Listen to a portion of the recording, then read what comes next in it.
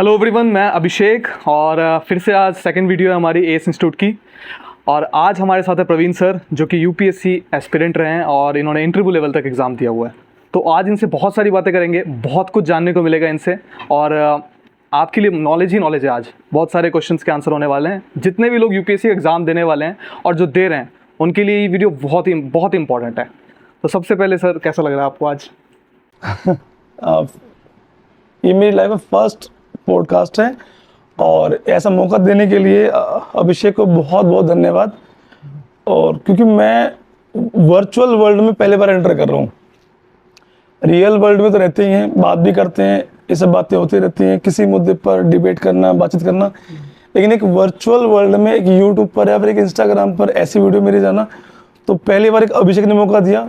थोड़ा मेरे अंदर थोड़ा सर, मौका आप डिजर्व करते सर, इसलिए मैंने ऐसा मौका नहीं दिया। मतलब आपने चांस दिया। हाँ। मान लीजिए आपने चांस दिया। थोड़ा सा मैं ऑडियंस को बताना चाहता हूँ, प्रवीण सर मेरे भी टीचर ही रहे हैं। जब मैं बहुत ही छोटा था, 9th-10th में था, तो इनका इंस्टीट्यूट था एक प्रॉपर, यहाँ पे ये पढ़ाते थे, वहाँ पे मैं पढ़ने जाता था। और बाद में हमसे जुड़े, मतलब काफ़ी आज से एक साल पहले वो भी कोइंसिडेंटली हम व्हाट्सएप के थ्रू जुड़ गए। तो पहले एक मेरे टीचर ही थे, तो मैं जब भी इनको देखता हूँ तो वो टीचर वाली ही फील आती है। और ऑलमोस्ट अब 1 साल भी हो चुका है जुड़े हुए। हाँ। तो ये जो पोस्ट कार्ड हो रहा है, तो ये भी उस 1 साल के ऑलमोस्ट 1 साल होने वाला है। 1 साल में इनके बारे में बहुत अप्रैल मई के बीच में हम लोग मिले थे दोबारा से। हाँ। तो थोड़ा सा ऑडियंस को बताइए कि आपका मतलब कहाँ बॉर्न हुआ था? मेरा बॉर्न तो दिल्ली में नहीं हुआ था। दिल्ली के पास में स्टेट है हरियाणा, वहाँ से मेरा बॉर्न हुआ था। और पूरा नाम क्या है आपका? पूरा नाम क्या है आपका? मेरा नाम प्रवीण शर्मा मेरा नाम है। अच्छा, ब्राह्मण है आप? हाँ, प्रकाश से ब्राह्मण है, फर्क नहीं पड़ता, लेकिन हाँ और मैटर करता है कभी। मेरी एजुकेशन जो दिल्ली में हुई है, मैं अर्ली स्टेज में दिल्ली आ गया था। 4 इयर्स की एज में मैं दिल्ली आ गया था।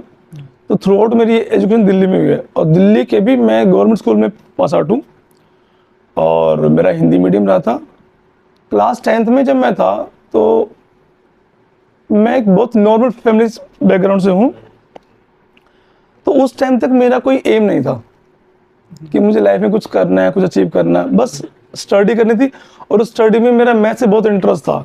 तो लकीली एक सर थे बिहार के, दिलीप कुमार सर, उनसे मेरा ऐसे मैंने क्लास ज्वाइन करी, तो उनसे मैं काफ़ी क्लोज हो गया।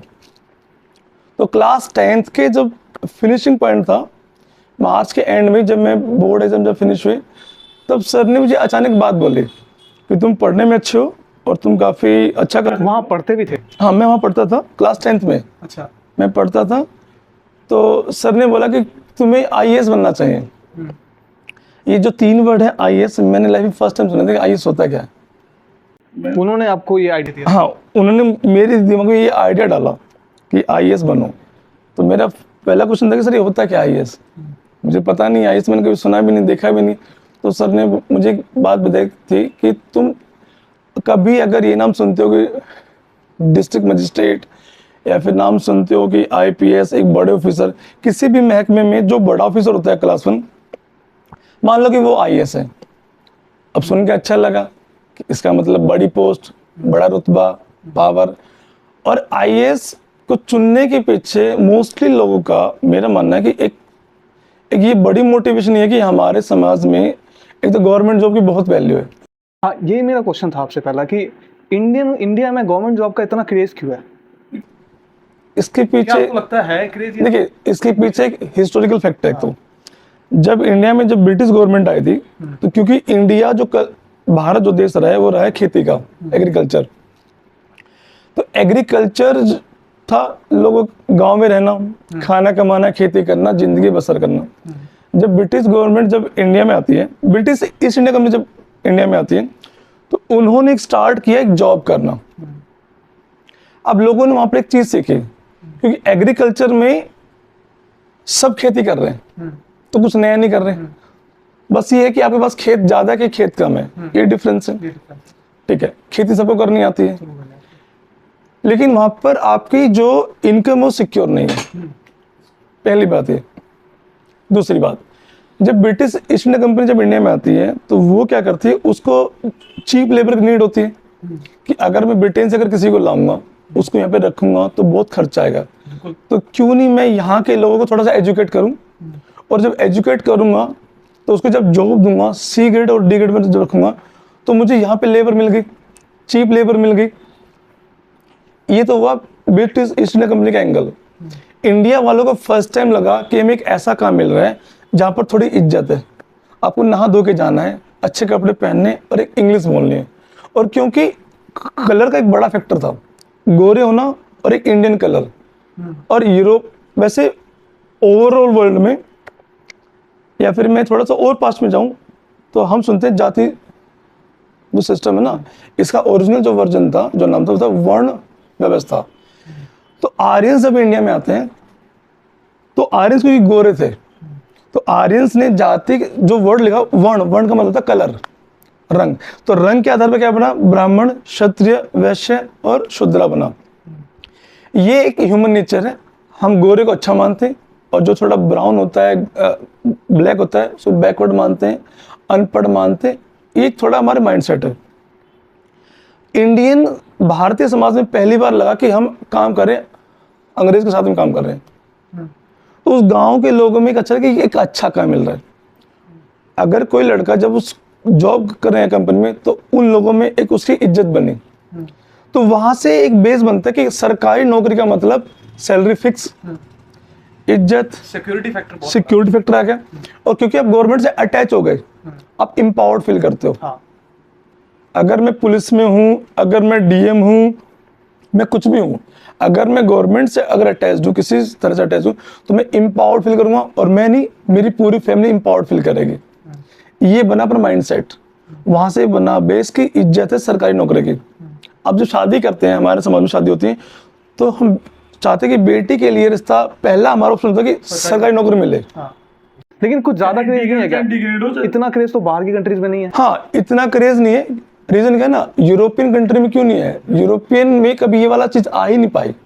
हमारे पास मैंने कहा ना, आप मैंने एक क्लू दिया हिस्ट्री वाला, तो क्योंकि उन्होंने यहाँ पर एक नई चीज क्रिएट करी और उससे ऐड हुआ आपका स्टेटस सिंबल, आपकी फिक्स सैलरी और एक थोड़ी पावर। ये चीज यूरोप में नहीं हो पाई, यूएसए में नहीं हो पाई, हमारे इधर हुई। और ये इंडिया में नहीं है, ये पाकिस्तान में भी है, अफ्रीकन कंट्री में भी है और एशियन कंट्री में भी है। एक गरीब देश को, एक गरीब मतलब मान लो कोई सिस्टम ऐसा है जो बहुत बैकवर्ड है, जब वो गवर्नमेंट जब होता है अटैच, वो एम्पावर्ड फील करता है। और एक गरीब को एम्पावरमेंट की एक अच्छा क्या तरीका है, एजुकेशन और गवर्नमेंट जॉब। आप अगर अच्छी फैमिली से हैं, नवाब की फैमिली से हैं, राजा से हैं, तो आपको जरूरत नहीं है, आप ऑलरेडी आपके पास में पावर है। एक सिंपल आदमी को, एक नॉर्मल आदमी जो बहुत ही गरीब फैमिली से आ रखा है, उसको अगर पावरफुल बनना है तो एक ही मीडियम है, पहले एजुकेशन देन गवर्नमेंट जॉब। अब उस गवर्नमेंट जॉब में भी जितनी बड़ी पोस्ट मिलेगी उतनी ज्यादा इंपावरमेंट, उतनी ज्यादा स्टेटस और उतना ज्यादा आपका रुतबा हो जाएगा। यही रीजन है कि हमारे समाज में सरकारी नौकरी की इज्जत बहुत ज्यादा है। अब पागलपन कह लीजिए, कुछ भी कह लीजिए, लेकिन एक फैक्ट है और ये कहीं ना कहीं हम सबके अंदर रहता है। सरकारी नौकरी में जो लॉट ऑफ एस्पिरेंट हैं, चाहे एसएससी हो, चाहे यूपीएससी हो या अदर स्टेट पीसीएस हो, तो गवर्नमेंट जॉब के पीछे भागने का जो कारण है वो सबसे बड़ा रीजन होता है स्टेटस, एक पावर, एक थोड़ा सा, अगर आप कैमरे में नहीं बोलना चाहिए, कि आपको जो पावर मिलेगी तो एक सोर्स मिलता है इलीगल मनी कमाने का, करप्शन वो भी है, करप्शन बिल्कुल, तो वो भी माइंडसेट है वैसे लोगों, बिल्कुल माइंडसेट है, बिल्कुल होता है माइंडसेट। आज एग्जाम दिल्ली इंडिया में लीक क्यों होता है एग्जाम? मैंने 20 लाख रुपए देकर, 10 लाख रुपए देकर गवर्नमेंट जॉब भी खरीदे जा सकते हैं पैसे से, जो अब रियलिटी है। यूपी में भी एग्जाम लीक हुआ था, हर स्टेट में एग्जाम लीक होता था, चाहे हरियाणा हो, चाहे राजस्थान हो, चाहे कोई भी स्टेट हो। एग्जाम लीक होने का मतलब क्या है? कहीं ना कहीं लोगों के अंदर एक बहुत बड़ी एस्पिरेशन है, तो उनको ये लगा कि शायद हमारा बेटा थ्रू एजुकेशन जो लीगल वे है ना बन पाए, चाहे कमजोर है, एवरी कंपटीशन जाता है, लेकिन मेरे पास पैसा है, मेरे पास जमीन है, और जमीन बेचकर या फिर पैसे के बेस पर अगर मैं इलीगल तरीके से अपनी जॉब को सिक्योर कर लूँ तो क्या कमी है? और अगर मैं सिक्योर करूंगा तो मुझे पता है मेरे बेटे की इनकम आराम से लीगल फॉर्म में 70-80 हो जाएगी, अगर सी ग्रेड मिलती है तो। अगर बी ग्रेड मिलती है तो 1 लाख क्रॉस कर जाती है। ये तो हुई लीगल मनी। अब क्योंकि वो अगर वो लीक देकर बनाए, पैसा एग्जाम लीक करके बनाया, तो ऑब्वियसली उसका माइंड सेट भी पैसे कमाने वाला ही होगा। उसने पैसा फेंका है तो एक तरह से उसने गवर्नमेंट जॉब खरीदी है। जब खरीदी है अब उस जॉब से वो पैसा कमाएगा। तो ये जो मैं बोल रहा हूँ कमाने वाला, ये इलीगल हुआ। तो एक समाज में जैसे हमने कहा पुलिस, तो पुलिस क्यों बदनाम होती है? तो पुलिस का बदनाम होने का ये रीजन है, वो आपसे कुछ एक्सटॉर्ट करती है, एक्स्ट्रा मनी करती है, एक्सटॉर्ट, इलीगल मनी। और ये कहीं ना कहीं हम सब कहीं ना कहीं इसका शिकार करने को हो जाते हैं।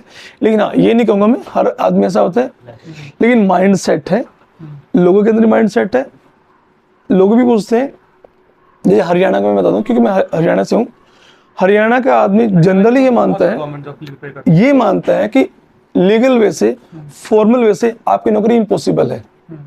वो अज्यूम करके चलते हैं, और वो ये अज्यूम करके चलते हैं अगर मैंने पैसा दिया और जॉब अगर मैंने खरीद ली तो मैंने कुछ बुरा नहीं किया। जब ये बुरा नहीं माना तो फिर वो ये भी बुरा नहीं मानती अगर हम घूस ऊपरी कमाई करते हैं तो वहां पर बहुत सिंपल होता है। अगर जब पूछते हैं भाई तुम क्या करते हो, आपने बोला मैं बी ग्रेड में हूँ, डी ग्रेड में हूँ, ए ग्रेड में हूँ, साथ में ये भी क्वेश्चन कोई पूछते हैं कि ऊपरी कमाई कितने कर लेते हो। तो ये जो ऊपरी कमाई का मतलब क्या है? आपकी इलीगल मनी, जो आप अपनी पावर का मिसयूज करके कमाते हो। आपने अपनी पावर से लोगों को इन्फ्लुएंस किया और इन्फ्लुएंस करके आपने उससे पैसा ऐंठ लिया, चाहे पटवारी हो, चाहे पुलिस वाला हो, उसमें चाहे कोई इंजीनियर हो, एमसीडी दिल्ली में कुछ भी ले लीजिए आप। इस सेंस में एक डिपार्टमेंट है जो ऐसा काम नहीं कर पाता, पोस्ट इंडिया। पोस्ट इंडिया मतलब जो लेटर पोस्ट, इंडियन पोस्ट, वो नहीं, वहां पे नहीं हो पाता। वो क्यों? क्योंकि आपने लेटर लिखा, लेटर एनक्लोज होता है, वो लेटर को ओपन नहीं कर सकता। और जनरली उससे आम लोगों से उसकी जो डीलिंग होती है वो कैश में नहीं हो पाती। तो यहाँ पे कोई करप्शन नहीं, करप्शन का चांस ही नहीं है ना। अच्छा, मैंने एक लेटर लिखा, मुझे लेटर अपने भाई को भेजना है, तो इंडियन पोस्ट में ऐसा डिपार्टमेंट जहाँ पे कोई करप्शन, इसीलिए इंडियन पोस्ट को मानते हैं कि मोस्ट ऑनेस्ट डिपार्टमेंट है ये। अच्छा अच्छा, इंडिया में इसको ऑनेस्ट डिपार्टमेंट माना जाता है। और यूपीएससी में भी ये डिपार्टमेंट, यूपीएससी की ना बात करेंगे, हाँ इसमें आते हैं। यूपीएससी में ये डिपार्टमेंट उसको मिलता है जिसकी रैंक लगभग लास्ट में आती है। अच्छा, जिसकी रैंक लास्ट में आती है, मान लीजिए अगर 1000 पोस्ट हैं तो 900 के बाद जो लोग बचेंगे लगभग 950 के आसपास, उनको मोस्टली मिलती है।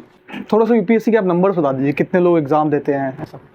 यूपीएससी मोर और लेस ऐसे कुछ फिक्स नहीं है, लेकिन मोर और लेस मान लीजिए 5 लाख रफली आइडिया मिनिमम। अच्छा, जितने लोग form fill, 5 lakh form fill up minimum मान लीजिए। इसके 8 लाख भी होते हैं, 10 लाख भी होते हैं हर ईयर, ठीक है, एवरी ईयर। और कितने लोग क्वालिफाई? मान लीजिए थोड़ा सा चेंज करते हैं, मान लीजिए 8 लाख ने फॉर्म फिल किया, मान लीजिए कुछ बच्चे अपीयर नहीं होते, फॉर्म फिल कर दिया, फॉर्म फिल करने के बाद में और एग्जाम होने तक वो कई बार ट्राई करते हैं कि मैं अटेम्प्ट दूं ना दूं, क्योंकि अटेम्प्ट काउंट होता है। अगर आप जनरल हो तो 6 अटेम्प्ट है, ओबीसी के तो 9 अटेम्प्ट है। ओबीसी के 9 अटेम्प्ट और एससी एसटी के अटेम्प्ट नहीं, एज लिमिट है।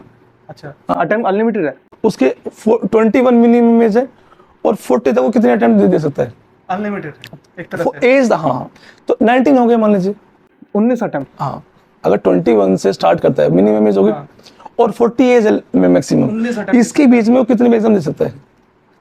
इसीलिए जनरल कास्ट के जो लोग होते हैं और ओबीसी के, फॉर्म फिल कर दिया, फॉर्म फिल करने के बाद में कई लोग ये करते हैं कि क्या मैं रेडी हूँ एग्जाम के लिए, क्योंकि अगर मैं रेडी नहीं हूँ और मैं अगर अपीयर हो गया तो मेरा काउंट किया जाएगा अटेम्प्ट। तो सबसे ज्यादा नुकसान तो जनरल वालों को है, इसमें नुकसान 6 अटेम्प्ट मिल रहे हैं। इसमें नुकसान अगर बात करें तो फिर बात बिगड़ जाएगी, इसमें फिर आप हो जाएंगे, बायस हो जाएंगे कि अपर कास्ट को लगे चल रहे हैं, फिर वो कास्ट सिस्टम अलग चल जाएगा। ठीक है, लेकिन कुछ ज्यादा पार्शियलिटी नहीं है सर? पार्शियलिटी किसी को 19 अटेम्प्ट मिल रहे हैं, किसी को 6। हाँ वो बात ठीक है, लेकिन अब हिस्टोरिकली देखेंगे ना तो हर कास्ट के पास रिसोर्सेज को लेकर देखिए ना आप। हाँ वो चीज मैं समझ सकता हूँ। थोड़ा सा मुझे बताइए कि 5 लाख में से फिर कितने लोग पेपर देते हैं? मान लीजिए 5 लाख बैठे, रूल ये होता है कि जितनी पोस्ट आई है उसका 12 टाइम्स पीटी क्वालिफाई करेगा। मान लीजिए 1000 पोस्ट आई हैं तो पीटी जो प्रीलिम्स होता है उसमें क्वालिफाई करने का जो रेशियो है वो है 12,000, वो हो गया। उसके बाद अब 12,000 लोग मेंस देंगे, फिर से पोस्ट का 2.5 3 मान लीजिए मैक्सिमम 3 टाइम्स मेंस क्वालिफाई करेंगे। अच्छा, मेंस हो गया। अब मेंस में से अब ये लोग इंटरव्यू देंगे। अब इंटरव्यू में कितने पास होंगे? मेंस भी क्वालिफाइंग होता है, मतलब जो मेंस देते हैं वो इंटरव्यू देते हैं, ऐसा है क्या? अगर मेंस क्वालिफाई किया तब इंटरव्यू। जैसे 12,000 लोग पीटी क्वालिफाई कर गए।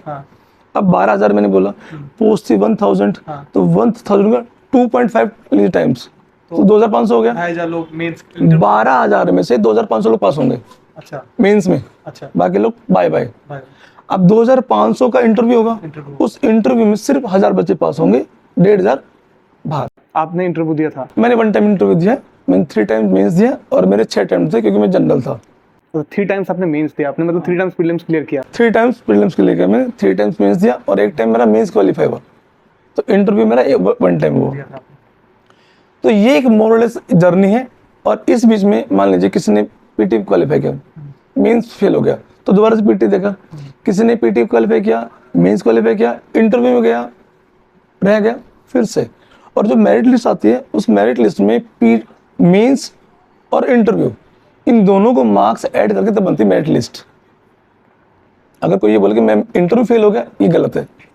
फेल आप ओवरऑल होते हो, मेंस और इंटरव्यू के मार्क्स मिलाकर तब बनती मेरिट लिस्ट। उस कट ऑफ में अगर आप आउट हो तो आप फेल हो, तो फिर से आपको स्टार्ट करना पड़ता है जर्नी प्रीलिम्स से, फिर से जीरो से स्टार्ट? फिर से जीरो स्टार्ट। मुझे आप बताएं कि आपने यूपीएससी करने का क्यों, क्या डिसीजन, मतलब कैसे आपको? देखिए, एक आम इंसान की तरह मैं भी एक आम इंसान हूँ, और क्योंकि इंडिया में मैं भी इंडिया का सिस्टम जो समाज है उसका पार्ट हूँ। हमारे समाज में गवर्नमेंट जॉब की इज्जत है। अब गवर्नमेंट जॉब में अगर आप बड़ा जॉब करोगे ट्राई, तो आपको अच्छा लगेगा। मोटिवेशन क्या थी आपकी? मोटिवेशन देखिए, मैंने जब मैं 10th में था ना, तो एक सर ने मुझे इंस्पायर्ड किया था। अच्छा। उनको लगा कि मेरे अंदर कैलिबर है, मैं पढ़ने में अच्छा था, लेकिन उस टाइम तक मेरा कोई ऐसा एम नहीं था कि मुझे बड़ा करने का था। लेकिन मेरा मैथ्स बहुत स्ट्रॉन्ग था, जहाँ तक मुझे याद था 10th तक बस मुझे ये था कि मुझे मैथ्स पढ़ना है, एक एम मेरा बस वही था।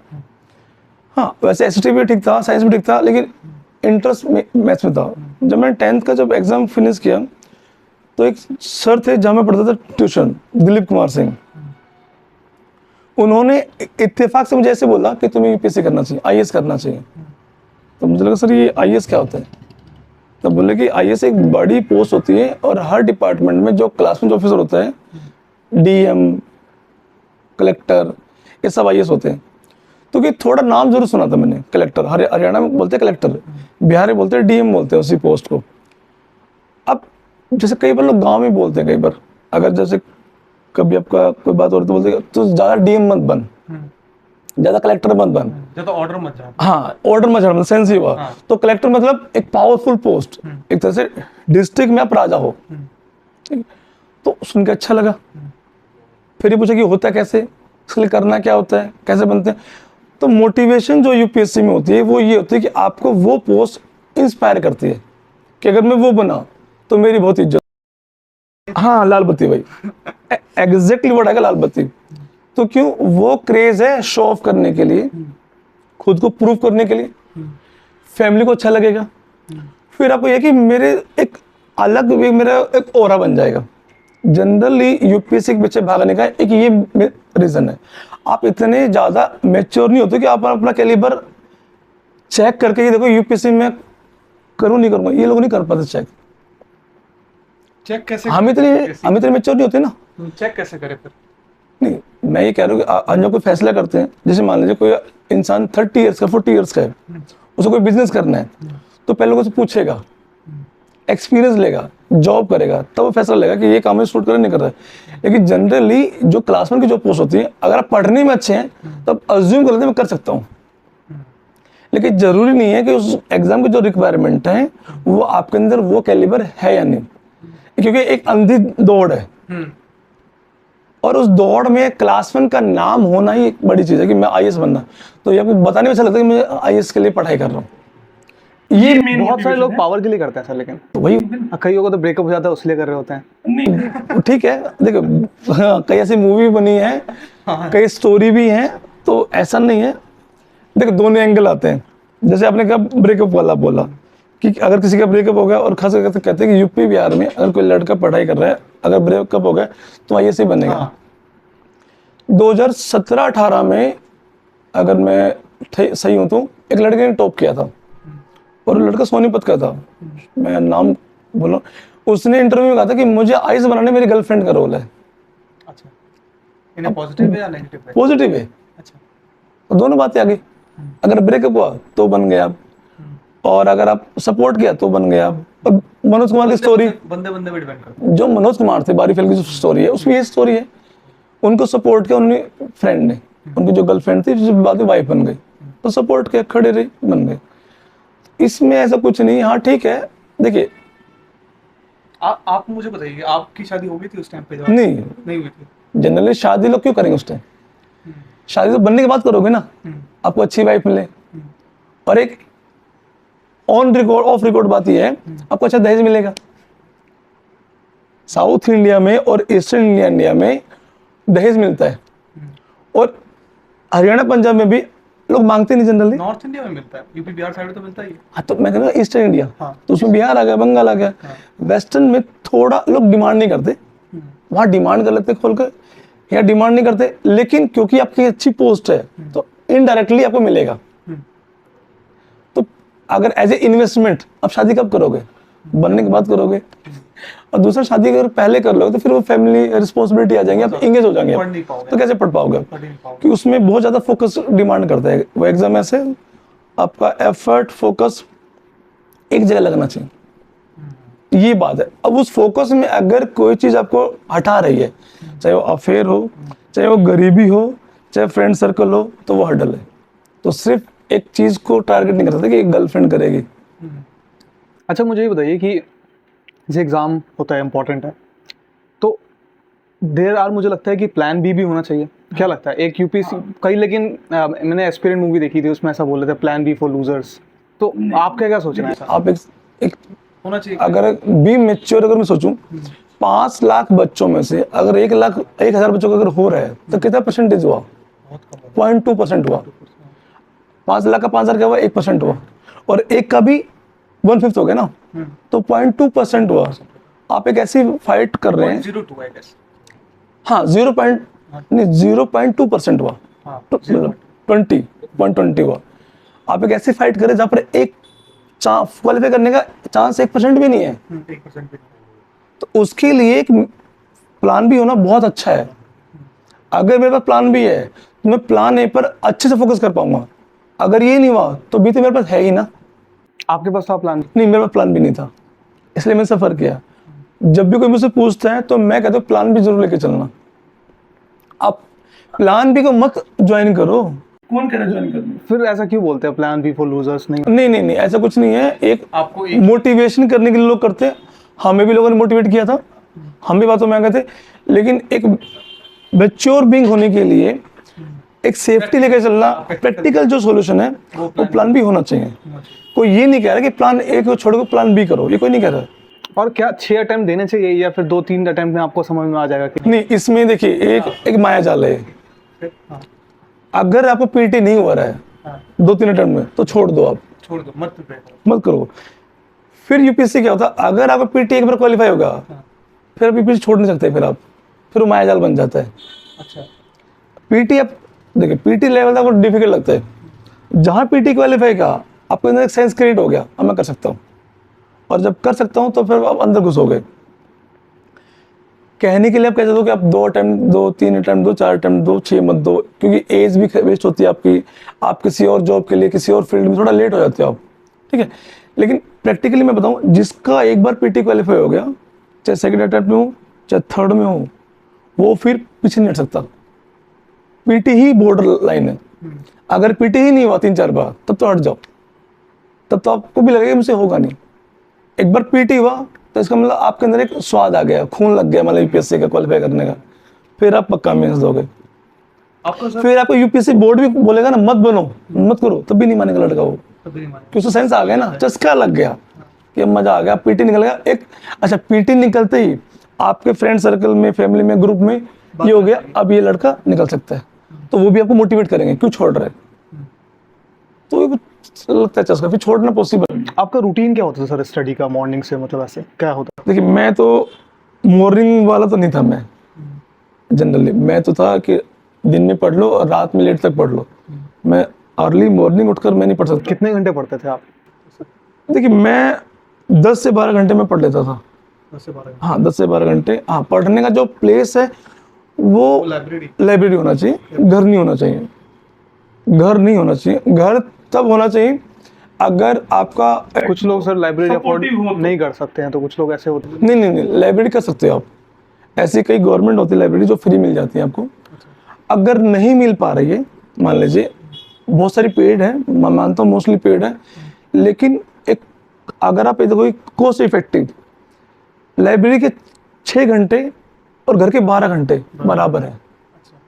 तो घर में 12 घंटे पढ़ रहे हो आप, मोस्टली वेस्ट जाएगा। घर में तब पढ़ो जब जो सराउंडिंग है आपकी, जब वो आपकी इस वैल्यू को समझे कि मेरे बेटे को, मुझे बेटा बेटी पढ़ रहा है तो डिस्टर्ब नहीं करना। वरना बैठ रहे हो, किसी ने फ़ोन किया कि ये सामान ले आओ, ये काम कर लो, आपका होगा डिस्ट्रैक्शन। और लाइब्रेरी में एक पॉइंट का तो सब पढ़ रहे होते हैं, तो आपके ऊपर एक पीयर प्रेशर आएगा कि वो 4 घंटे से पढ़ रहा है तो मैं क्यों उठ रहा हूँ बार बार।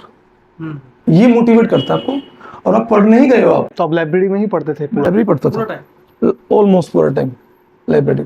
तो लाइब्रेरी ही ज्वाइन करना चाहिए हर बच्चे को, चाहे पेड ही क्यों ना हो।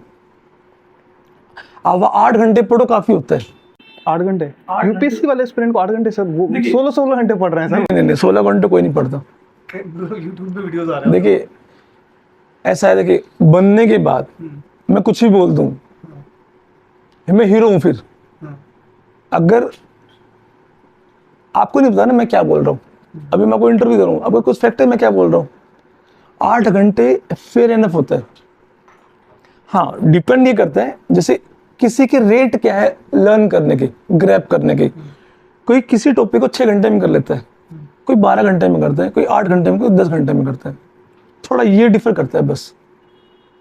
कोई रूल्स नहीं है, कोई फिक्स आवर नहीं है। 16 घंटे तो पॉसिबल नहीं है। आपको सोना भी तो है, खाना भी तो है, बीच में फ्रेंड्स के साथ बैठना भी है, चाय भी पियोगे, और किसी टॉपिक पे डिबेट भी होगा आपस में, वो जरूरी होता है।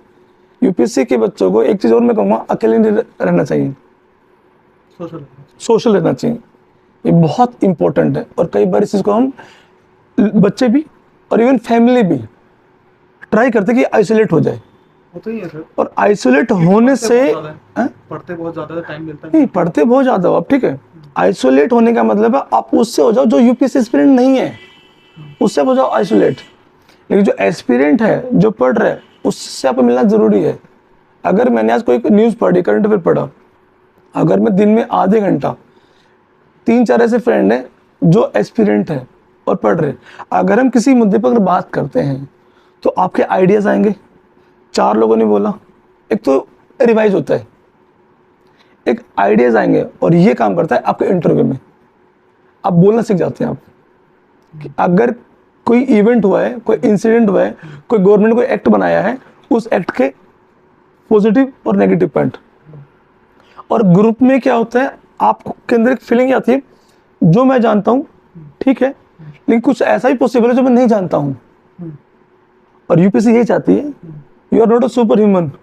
आप जानते हो, लेकिन आपके अंदर कि मुझे लर्न करना है और भी क्या पॉसिबल है।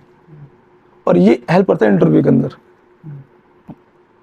4 लोगों में जब बैठोगे, बात करोगे, तो आपको लॉजिक लगाना पड़ेगा कि मैं जो बात बोल रहा हूँ तो मेरा लॉजिक ही है।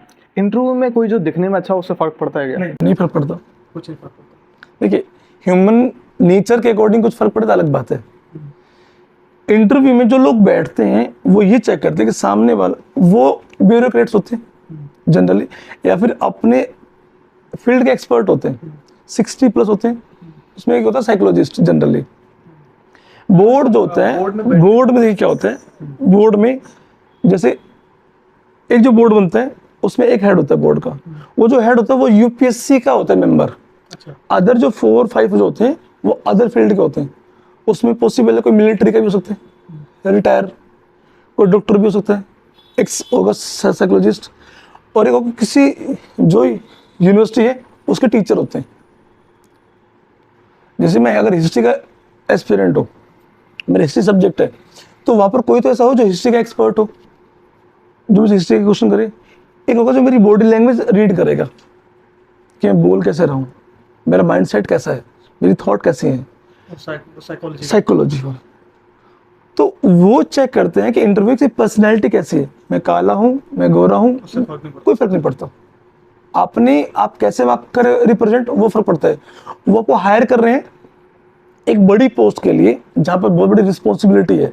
आपके अंडर में लाखों लोग होंगे, उस लाखों लोगों के जो वेलफेयर की जो चीज़ें हैं वो आप पर डिपेंड करेंगे, आपके बिहेवियर पे, आपके थॉट पे डिपेंड करेंगे।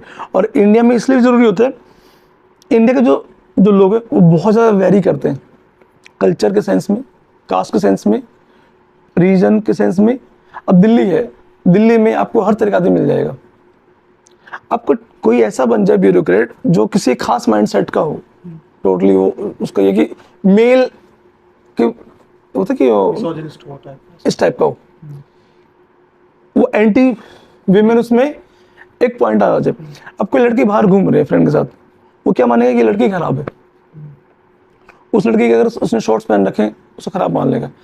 तो यूपीएससी बोर्ड चाहता है कि ऐसा जाए जो मैच्योर हो, ओपन माइंडेड हो, और जब वो डील करे लोगों से तो सबसे डील कर सके। बूढ़ा है, अनपढ़ है, उससे भी डील कर ले, एजुकेटेड है, उससे भी डील कर ले, गांव का है, उससे भी डील कर ले, हिंदू है, मुस्लिम है, सिख है, सबको अंडरस्टैंड करे। इंटरव्यू ये चेक किया जाता है बेसिकली। तो उसमें चेक करते हैं आपकी थॉट, आपकी पर्सनैलिटी। तो पर्सनैलिटी का सिर्फ आउटलुक नहीं होता, वो एक मैटर करते हैं। एक फॉर्मल वे में जरूर जाना होता है, लेकिन जो आपके हाथ में नहीं है, स्किन कलर आपके हाथ में नहीं है, आपकी हाइट आपके हाथ में नहीं है, आप लंबे हो, बौने हो, मोटे हो, आपके हाथ में नहीं है। मोटापा चलो मान लो हो सकता है थोड़ा बहुत, लेकिन वो मैटर नहीं करता। आईएएस वो लोग भी बनते हैं जो हैंडीकैप होते हैं, जो फिजिकली होते हैं डिसेबल, ब्लाइंड भी बनते हैं, क्योंकि उसमें ब्रेन का काम है आपका। आपको फिजिकली काम नहीं करना, आप सी ग्रेड डी ग्रेड के लिए नहीं है, डिसीजन मेकिंग वाला काम है आपका। तो आपका ब्रेन कितना क्वालिटी वाला है वही चेक करते हैं। तो वहाँ पर बाकी चीज मैटर नहीं करती। ये सारी चीज बहुत मैटर करती है। हाँ, बाकी चीज मैटर नहीं करती। अब कोई मान लीजिए इन केस कोई बोर्ड में ऐसा आदमी बैठा है जिसका एक्सपीरियंस कुछ डिफरेंट टाइप का है, तो वो आपके हाथ में नहीं। लेकिन जनरली यूपीएससी ऐसे लोगों लगता है जो बहुत मैच्योर होते हैं। अब जो मैच्योर हो चुका है, जिन्हें जॉब का एक एक्सपीरियंस है अपने हर फील्ड में, वो उससे चीज़ें नहीं देखता। सर वो चीज़ मुझे बताइए कि जनरली क्या होता है, जैसे आपने यूपीएससी में कौन सा अटेम्प्ट में आप पीटी निकाल लिया था? मेरा थर्ड अटेम्प्ट में पीटी आ गया था। थर्ड अटेम्प्ट में पीटी आ गया था, तो 2 अटेम्प्ट आपके नहीं हुए? 2 अटेम्प्ट मेरे भी नहीं हुए थे। थर्ड, फोर्थ, फिफ्थ, सिक्स मेरा रह गया था। 6 में आप पीटी नहीं निकाल पाए? फिफ्थ में मैंने इंटरव्यू दिया, 6 में मेरा पीटी रह गया था। अच्छा, क्या रीज़न हो सकता है सर ऐसा कुछ आपको? बड़ी डिफरेंट स्टोरी है। तो ये बड़ी पेनफुल होती है जब, बिकॉज मैं भी कभी अगर सोचता तो दुख होता है।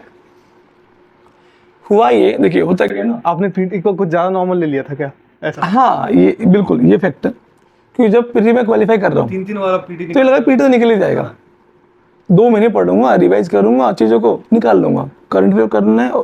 तो एक चीज़ बताइए, पूरा साल एक ही फ्रीक्वेंसी से पढ़ते थे या फिर कुछ ऐसा टाइम होता था कि इस 4 महीने अच्छे से पढ़ेंगे फिर 4 महीने रिलैक्स कर सकते हैं, ऐसा कुछ होता? जनरली लोग क्या करते हैं, और हमसे भी क्या गलती हुई थी मैं पहले वो बताऊंगा।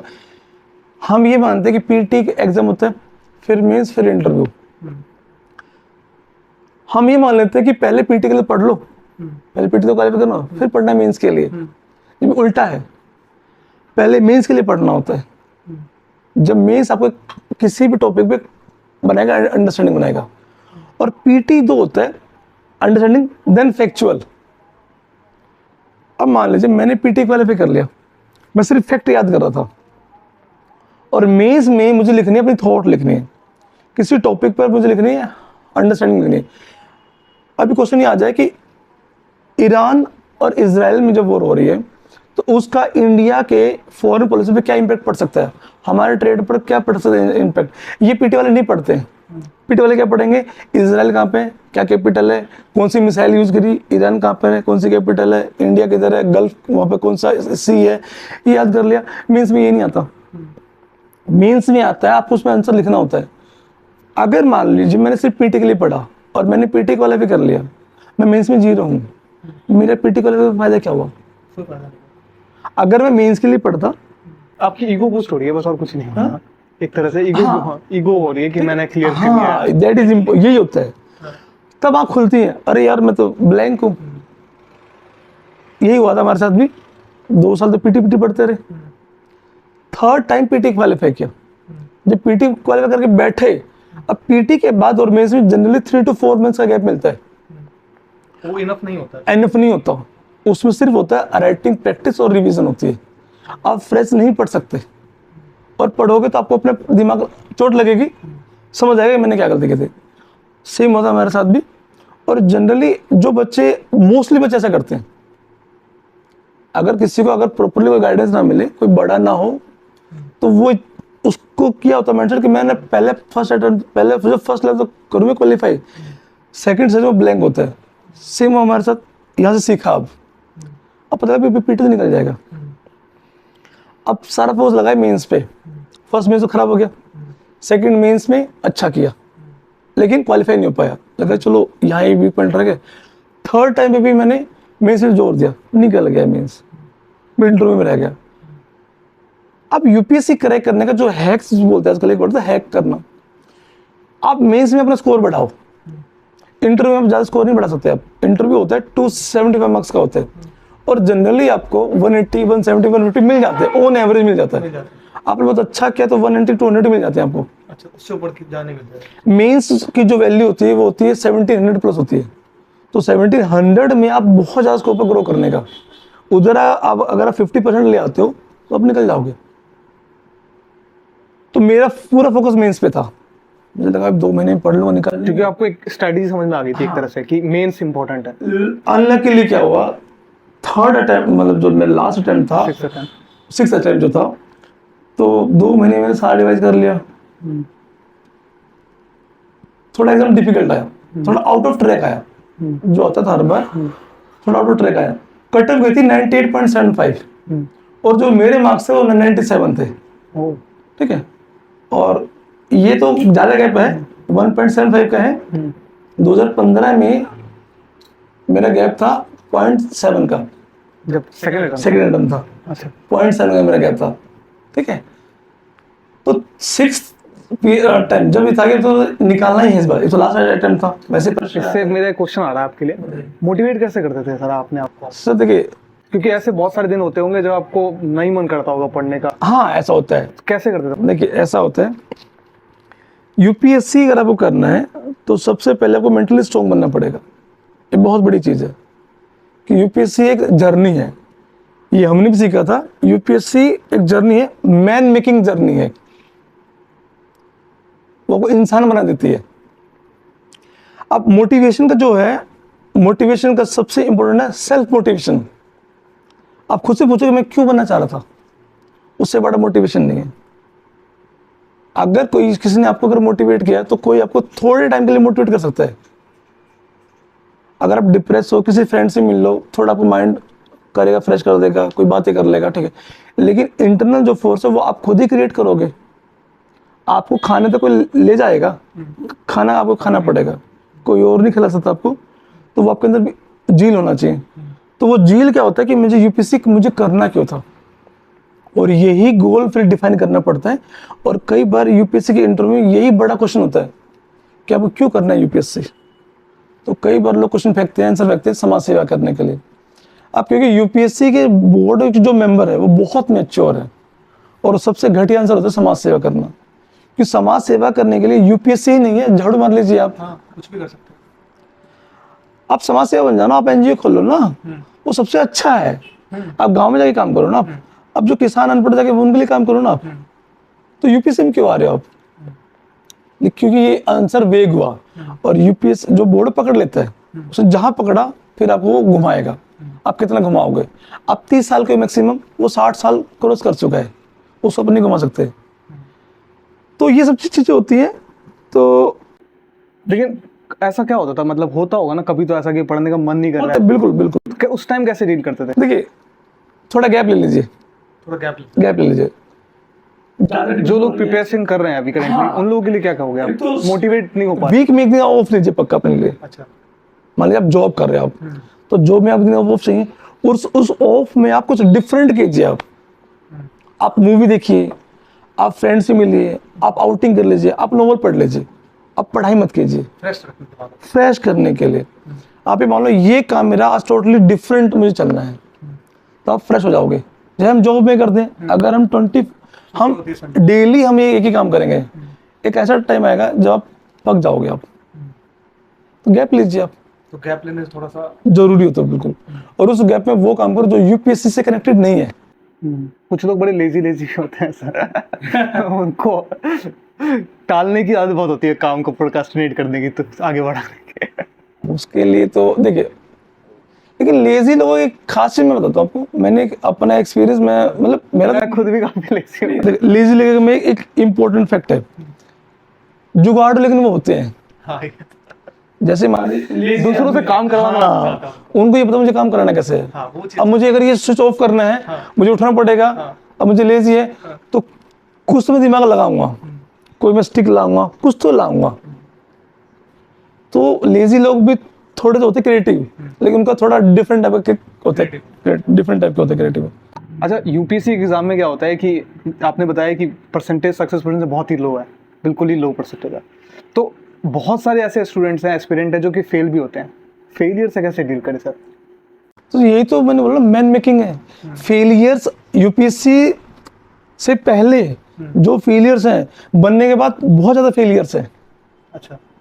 आप जब किसी पोस्ट पे आ जाओगे, हाँ। आप काम कर रहे हो, आपके अंडर में हजारों लाखों लोग हैं, क्या सब आपकी बात मानेंगे? नहीं। आपके ऊपर जो बॉस हैं, आपके जो मिनिस्टर्स हैं, आपकी बात मानेंगे? आप रोज फेल हो गए आप। तो फेल होना क्या था, वो आपको मेंटली स्ट्रॉन्ग करता है। सबसे पहली बात ये देखो, आप क्यों फेल हुए आप। अगर आपको अपनी वीकनेस देखना आ गया, आपको डिप्रेशन नहीं होगी। अगर आप और डिप्रेस, इसका मतलब आप अपने नेगेटिव पॉइंट नहीं देख रहे हो। आपने अपने आप को अच्छे से क्रॉस चेक ही नहीं किया कि मैं क्यों फेल हुआ, आप ब्लेम किसी और पे कर रहे हो, तो आप ऑनेस्ट पर्सन नहीं हो। जो खुद से ऑनेस्ट होता है वो अपने पहले वीक पॉइंट देखता है कि आखिर एग्जाम में अगर मुझे ये कुछ मैंने गलत किया तो क्या रीजन था, क्या मैं पढ़ नहीं पाया, कई बार तो या फिर ये फैक्ट मुझे नहीं पता था। इसका मतलब मैं जो पढ़ रहा था तो मैं इस लेवल तक नहीं जा पाया, मैंने ये वाला एंगल नहीं देखा, इसमें ये भी एंगल पूछ सकता है। या फिर मुझसे गलती से गलत टिक हो गया, ये भी कई बार होता है। 100 क्वेश्चन में कई बार 2-3 क्वेश्चन आपसे गलत टिक हो जाते हैं, ह्यूमन एरर होता है। आप अपनी वीकनेस देखो, वीकनेस देखोगे तो आपको डिप्रेशन कभी नहीं होगी। आप उल्टा मोटिवेट हो गए कि चलो इतना तो आता था, ये फेल हुआ, ये मार्क्स मैंने लूज किए, नेक्स्ट टाइम मैं गेन कर लूंगा, फिर से लग जाओ बस। तो फेलियर इज अ मोटिवेशन। और किसी भी फील्ड में आप फेल होते हो, किसी भी फील्ड में फेल होते हो नहीं। यूपीएससी देखिए, क्योंकि अब छोड़ दो यूपीएससी के काम बोले, आप कोई भी काम स्टार्ट करो, बिजनेस स्टार्ट करो, आप खूब फेल होते हैं। आप सीखते हो ना क्यों फेल हुए। एक छोटी स्टोरी है, अब हमें भी किसी ने सुनाई थी कि एक थे थॉमस एडिसन, जिन्होंने बल्ब बनाया था। तो उनका एक बार इंटरव्यू हुआ, ऐसे जैसे आप इंटरव्यू ले रहे, तो कोई उनका इंटरव्यू नहीं आया। उन्होंने पूछा कि सर आपको बल्ब बनाने में 4000 बार आपने ट्राई किया, आपका बल्ब बना, वो कहाँ से मिले आपको मोटिवेशन? तो क्योंकि मीडिया पर्सन जिसे इंटरव्यू लिया, उसका सोचने का तरीका ये था कि वो फेल हुआ कितनी बार, 3999 वो फेल हुआ है, ये उसके पॉइंट ऑफ व्यू ना। और पास एक बार हुआ है, देखिए उसने क्या बोला एडिसन ने, कि मैं फेल नहीं हुआ। आपके टर्म्स में जो फेलियर है, मेरे टर्म्स में मैंने सीखा है कि इतनी बार इतने वैसे बल्ब नहीं बन सकता। तो फेलियर को देखने का तरीका आपको होना चाहिए, वो सिखाता है आपको। सीखोगे तो आगे बढ़ोगे, नहीं सीखोगे तो डिप्रेशन होगी। तो डिप्रेशन का सबसे बड़ा जो फैक्ट है वो रियलिटी एक्सेप्ट ना करना। आप एक्सेप्ट करोगे, आपको इंटरनली फोर्स आएगी। एक्सपेक्टेशन भी तो रहती है सर कई लोग की, और वो नहीं हो पाता है तो फिर बुरा फील होता बिल्कुल होता है, सबको होता है। हम जब भी कोई काम करते हैं तो है, क्योंकि आपने काम एक्सपेक्टेशन रख के ही किया था वो। बिल्कुल, हम कोई भी काम करते हैं, पूरी लाइफ एक एक्सपेक्टेशंस पे है। अगर मैं अपने घर से निकल रहा हूँ तो मुझे कुछ एक्सपेक्टेशंस है कि मैं किसी काम से मेरा काम बन जाएगा। अब वो एक्सपेक्टेशंस आपकी कितनी रियलिटी क्लोज है वो डिपेंड करता है। आप जो एफर्ट लगाओगे ना, किसी भी एफर्ट लगाओगे, आपके एफर्ट के साथ में आपकी एक्सपेक्टेशन क्लोज रहेंगी। और अगर मैं एफर्ट नहीं लगाऊंगा, तब मैंने अगर पाली एक्सपेक्टेशन, इसका मतलब मैं रियलिटी को एक्सेप्ट नहीं कर रहा हूँ, तब मैंने वो जो मैंने पाली एक्सपेक्टेशन, कहीं ना कहीं शो ऑफ करने के लिए पाली एक्सपेक्टेशन, खुद को धोखा देने के लिए पाली, तो वो गलत है। और जब आप लेबर करोगे ना, तो आपकी एक्सपेक्टेशन बहुत क्लोज रहेंगी। दूसरी बात मैं एक सोच, पॉइंट जितना है कि आपके एक्सपेक्टेशन और आपके एफर्ट्स कितने क्लोज हो, रिजल्ट उतना अच्छा। बिल्कुल उतना ही अच्छा आएगा। और अगर अच्छा नहीं आता रिजल्ट, आपको बुरा लगेगा, ह्यूमन है। लेकिन आप तब ये देखोगे कि मेरी एक्सपेक्टेशंस क्यों पूरी नहीं हो पाई। आपने अगर ये देखा फेलियर में, नेक्स्ट टाइम हो जाएगी क्वालिफाई। फेलियर से याद है मुझे एक अपनी लाइफ की स्टोरी याद आ गई इससे, आपने जो बताया। मैंने ही पहले पर इस इंस्टीट्यूट काम स्टार्ट करने से पहले मैं गवर्नमेंट जॉब की प्रिपरेशन करता था, और मैंने 2 साल प्रिपरेशन करा था, बट वो यूपीएससी की नहीं, मतलब बेसिक एसएससी इन सब की।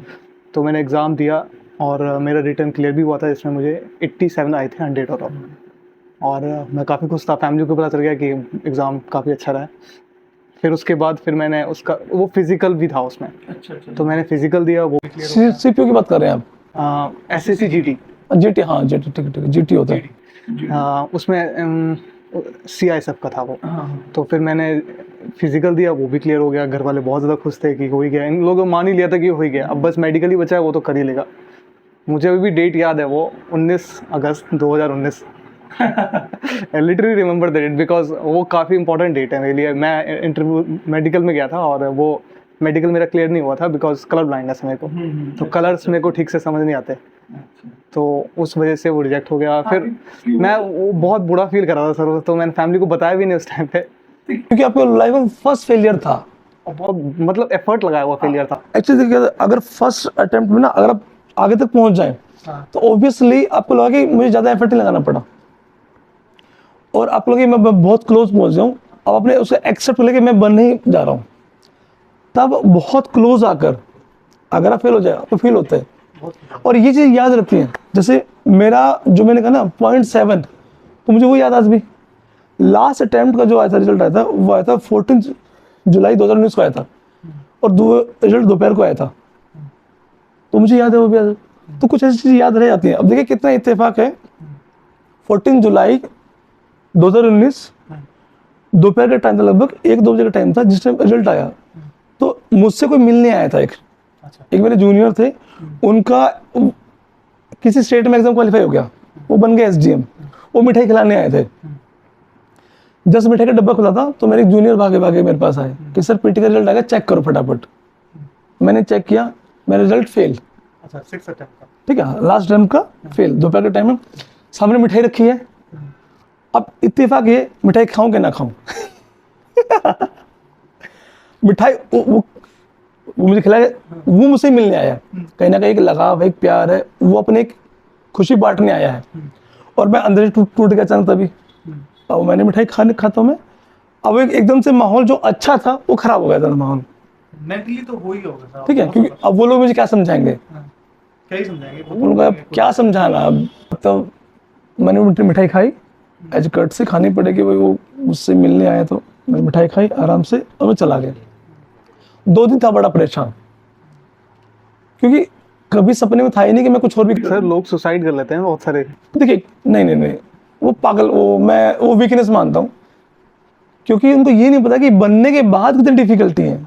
आपको ये नहीं पता, बनने में अगर 1000 डिफिकल्टी ना, तो बनने के बाद 1 करोड़ डिफिकल्टी आती है। लोग ये नहीं जानते, बनना आसान है, बनने के बाद उस पोस्ट पे रहने में बहुत डिफिकल्टी आती है। बहुत डिफिकल्ट जॉब है क्लास 1 के ऊपर। सुनने में मजा आता है, जो करता है उससे पूछ के देखिए कि पोस्टिंग कहाँ मिलेगी, आपको नहीं पता। कई बार पोस्टिंग इतनी खराब मिल जाती है, एक ऐसी जगह मिल जाती है, ऐसा डिपार्टमेंट मिल जाता है, ऐसा सीनियर मिल जाता है, ऐसे मिनिस्टर्स मिल जाते हैं। अब मैं अपने घर में रहूँ तो ठीक था, अपनी चाय की दुकान कर लो वो बेस्ट था। तो ऐसा कुछ नहीं है कि बनने के बाद कुछ बहुत अलग हो जाएगा। सैलरी मिल जाएगी। सैलरी क्या रहती है? सैलरी 1.5 लाख के अराउंड होती है, जब बनोगे तब 1.5 लाख के अराउंड आती है। एक वो अच्छा अमाउंट मिल जाता है, हाँ अलाउंस मिल जाता है, HRA DA सब मिलाकर मोटा मोटा 1.5 लाख के आसपास बन जाता है आपका। फिर वो हर साल फिर ग्रो करता रहता है, 1.5 लाख आपको मिल जाता है। मेरा जो पॉइंट है, देखिए आपको सैलरी मिल जाएगी 1.5 लाख, अच्छा अमाउंट मिल गया, एक घर मिल गया, सिक्योरिटी मिल जाएगी, आपके फैमिली में, आपके गांव में, आपके समाज में आपकी इज्जत होगी। लेकिन आप जहाँ वर्क कर रहे हो वो टफ पड़ता है, कई बार इजी भी होता है, कई बार टफ पड़ता है। और देखिए जॉब होती है, ऐसा नहीं कि कोई आपका स्वागत करेगा। जैसे एक नॉर्मल आदमी जॉब करने जाता है, वो भी जॉब करने जाएगा डेली, उसको भी डांट पड़ती है अपने बॉस से, बहुत बेकार डांट पड़ती है, गालियां पड़ती हैं। अगर किसी इलाके में अगर दंगे हो गए, सोचो कौन फंसेगा? डीएम फंसेगा, एसपी फंसेगा, छोटे ऑफिसर नहीं फंसते।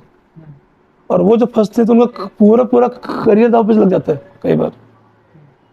तो इंडिया जैसे कंट्री में रूल करना, संभालना, मैनेज करना बहुत डिफिकल्ट है। एक केस में मैं बताता हूँ, एक बार 2018-19 में ऐसा केस हुआ था। एक बच्चा पीटी का एग्जाम देने गया और थोड़ा लेट हो गया, वो शायद 18 की बात है, 2018 की बात है। वो एग्जाम नहीं दे पाया, वो इतना डिप्रेस हो गया, वो अपने रूम में आया और फांसी करके मर गया। अच्छा, अब बताइए, इतना मेंटली वीक होना क्या फायदा है? तो बनने के बाद वो क्या करेगा? इमोशनल कह सकते हैं आप इस। इमोशनल, तो इमोशनली बहुत स्ट्रॉन्ग होना पड़ता है यूपीएससी को। और एथिक्स का एक पार्ट है, सही, जब एथिक्स पढ़ते हैं मेंस के लिए तो उसमें एक पार्ट है इमोशनली। आपका इसे एक पर्सनल क्वेश्चन पूछना चाहूँगा सर उसके लिए। फैमिली प्रेशर था सर कोई? नहीं, मेरे पर प्रेशर नहीं था, लेकिन फैमिली की एक्सपेक्टेशंस का प्रेशर आ जाता है। अच्छा, मुझे किसी ने लगा कि तुम आईएएस बनो, ये मेरा अपना फैसला था जो मुझे मेरे सर से मिला। मेरी फैमिली ने मुझे कभी नहीं फोर्स किया, अपना था। लेकिन एक्सपेक्टेशन जो आपके फ्रेंड्स थे या फिर जो भी, उन सबसे प्रेशर कोई? नहीं, उनसे उनसे पैसे कोई प्रेशर नहीं आया। प्रेशर देखिए, प्रेशर क्या होता है ना, एक्सपेक्टेशन का प्रेशर आ जाता है कि मैं किसी को क्या जवाब दूंगा अगर नहीं बन पाया, तो क्या मुंह दिखाऊंगा, ये प्रेशर आता है जिससे आप खुद होते हो परेशान। फर्स्ट अटेम्प्ट में नहीं आएगा, सेकंड में नहीं आएगा, फोर्थ, फिफ्थ, सिक्स तक ये प्रेशर बढ़ जाता है आपके ऊपर, जाता बहुत बढ़ता है। और वहां पर आपको अपने को इमोशनली स्ट्रॉन्ग रखना पड़ता है। अगर उस पॉइंट पर आपकी फैमिली थोड़ी अगर अवेयर है इस चीज़ को लेकर, तब ठीक है, और नहीं अवेयर है तो दिक्कत आती है बहुत ज़्यादा। तो यूपीएससी एस्पिरेंट को मैं बोलूँगा, जिसको बनना है, इसका मन है, एडवाइस क्या रहेगी? तो पहले मेंटली स्ट्रॉन्ग बनिए आप इस बात को लिए रहो रेडी कि कोई आपको सपोर्ट नहीं करेगा। आप गलत एक्सपेक्ट करोगे आपको सपोर्ट करेगा, खुद सपोर्ट करना पड़ेगा। अगर कोई सपोर्ट करता है तो अच्छी प्लस पॉइंट है। दूसरी बात, सेकंड ऑप्शन लेके चलिए।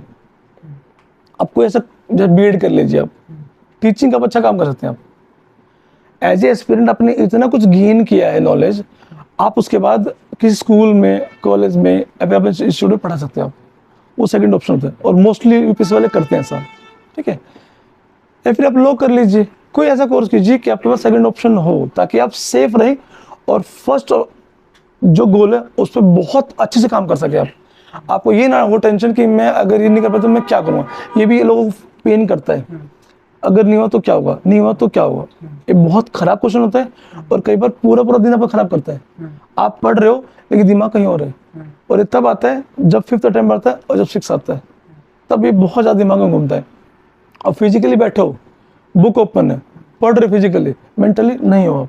लेकिन अगर सेकंड ऑप्शन हो, जैसे कुछ लोग क्या करते हैं, जॉब करते हैं, कोई जॉब क्वालिफाई कर ली, सी ग्रेड, डी ग्रेड, कुछ भी जॉब क्वालिफाई कर ली, वहाँ से उसको छोड़ दिया, लीव विदाउट पे कर लिया 2 साल के लिए। उसके पास ये प्रेशर नहीं है, ना तो फैमिली का प्रेशर आएगा कि कुछ अर्निंग करो, ना खुद का प्रेशर आएगा कि पैसे कैसे कमाऊंगा। वो लड़का 1 साल या 2 साल कंप्लीटली अपना 100% लगा सकता है कि अगर ये नहीं हुआ तो वो जॉब रखी है मेरे पास ऑलरेडी, नहीं हो जाकर ज्वाइन कर लेंगे।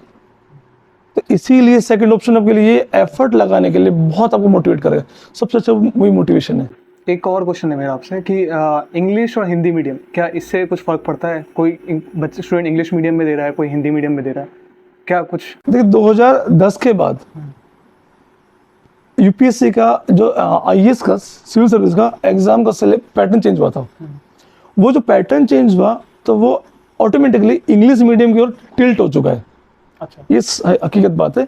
और उसके बाद से हिंदी मीडियम के बच्चों का जो सिलेक्शन कम हुआ है। इसके पीछे कुछ फैक्ट है। क्या फैक्ट है?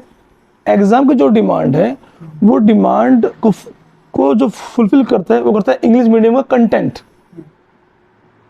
कंटेंट। जैसे for example current affair, current affair के लिए 2 बड़े फेमस है पेपर, द हिंदू और इंडियन एक्सप्रेस। वैसा कंटेंट, वैसे आर्टिकल हिंदी में नहीं आ पाते। तो हिंदी मीडियम का बच्चा अगर करंट अफेयर पढ़ेगा तो कहाँ से पढ़ेगा? उसको डबल एफर्ट लगाना पड़ेगा। पहले इंग्लिश में पढ़ो, फिर हिंदी में करो ट्रांसलेट, फिर लर्न करो। ज़्यादा एफर्ट है। दूसरी इंडिया में रहते हुए इंग्लिश मीडियम को ज़्यादा परसेंट। ये एक तो देखिए जो इंडिया का सिस्टम है ना वो ब्रिटिश सिस्टम बना रखा है, हम उसको चेंज नहीं कर पाए, नाम बदला है, जो नेचर है वो आज भी ब्रिटिश वाला ही है, इंग्लिश की वैल्यू आज भी है। आपने हिंदी में आंसर लिखा, जो चेकर वो हिंदी मीडियम का नहीं है, वो इंग्लिश मीडियम वो इंग्लिश मीडियम का है। जो कॉपी चेकर होता है वो किसी यूनिवर्सिटी का अच्छा वेल नोन होता है टीचर, तो जो वेल नोन टीचर है वो इंग्लिश मीडियम पढ़ाता है ना कॉलेज में। तो अब आपने हिस्ट्री का हिंदी में आंसर लिखा है, वो क्या पता उस वर्ड को ना समझ पाए। और एक और दूंगा फॉर एग्जांपल, इंग्लिश में कई बार ऐसे टर्म आते हैं जो बड़े कॉमन होते हैं, जैसे मैंने बोला गेम चेंजिंग रोल, इसका हिंदी नहीं होता है, और अगर मैंने वर्ड इंग्लिश में लिखा तो इफेक्टिव लगेगा, इसका हिंदी होता ही नहीं आपके लिए। और क्योंकि आज के माहौल में इंग्लिश बड़ा तो मेंस में कम मार्क्स मिलते हैं, होता है, फर्क पड़ता है, हिंदी वाला बिल्कुल फर्क पड़ता है, कंटेंट कम मिलता है, कंटेंट अच्छी क्वालिटी का नहीं होता है। और हिंदी मीडियम का बच्चा कौन होता है, गांव का होता है, गवर्नमेंट स्कूल का होता है। जो बच्चा इंग्लिश मीडियम का है वो मोस्टली अच्छी फैमिली का होता है जनरली। तो हिंदी मीडियम के बच्चे को जो वो स्कूल में मेहनत नहीं कर पाया उसको मेहनत पहले करनी पड़ती है।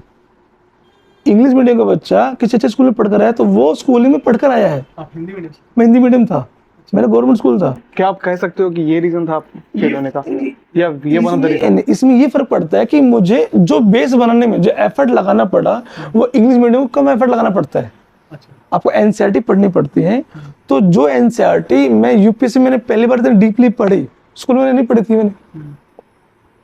लेकिन इंग्लिश मीडियम का बच्चा जनरली अच्छे स्कूल, एक इंग्लिश मीडियम स्कूल का होता है, उसमें टीचर्स और फैमिली थोड़ा बच्चों को केयर करती है।